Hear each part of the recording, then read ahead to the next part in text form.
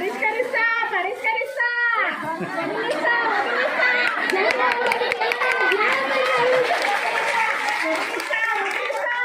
Elections వస్తున్నాయి.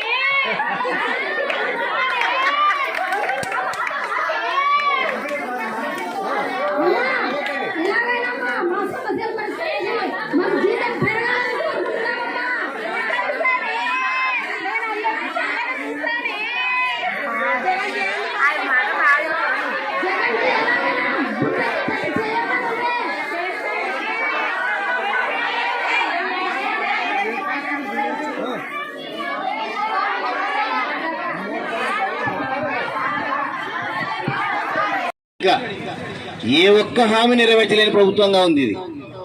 నెరవేర్చకుండా ఉన్నామా అంటే ఇక నిర్వీర్యం చేసే స్థాయికి కూడా ఉన్నారు. అంగన్వాడీలను ఎలిమెంటరీ స్కూల్లో కలిపి రాను మీ యొక్క ఐసిడిఎస్ను కూడా దూరపరిచి ప్రభుత్వంలోనే మెర్జ్ చేసి మీకున్న స్థాయిని తగ్గించి మిమ్మల్ని ఆఖరికంగా ఎప్పటికీ అంగన్వాడీ సెంటర్ అంటే మీ బాధ్యత మీరే దాని గొప్పలు. దాంట్లో ఏ నిర్ణయం తీసుకుని మీ స్థాయి ఉంది. మీరు ఎలిమెంటరీ స్కూల్లో కలిస్తే ఆడ ఒక టీచర్ని ఇస్తారంట అంతే. ఇప్పుడు ఇద్దరు ముగ్గురు టీచర్లు ఉండరు రాబో దినాల్లో. ఆడ ఒక టీచర్ని పెడతారంట అంతే. పెట్టి మొత్తం పని వల్ల మళ్ళీ మీకే పని భారం పెరుగుతుందా అంటే 1-2 తరగతులు కూడా ఒక రకంగా మీ ద్వారానే చెప్పించాలా అని.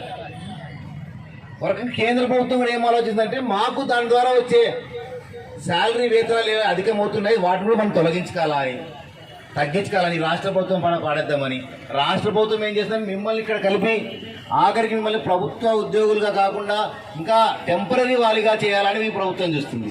చేస్తే మినిమం అమౌంట్ ఫిక్స్ ఇంత అని పెడదాం. రిటైర్ అయినా పెద్ద సీనియారిటీ వచ్చినా ఏమొచ్చినా మారవు. ఈ విధమైన ఆలోచనతో ప్రభుత్వాలు ఉన్నాయి.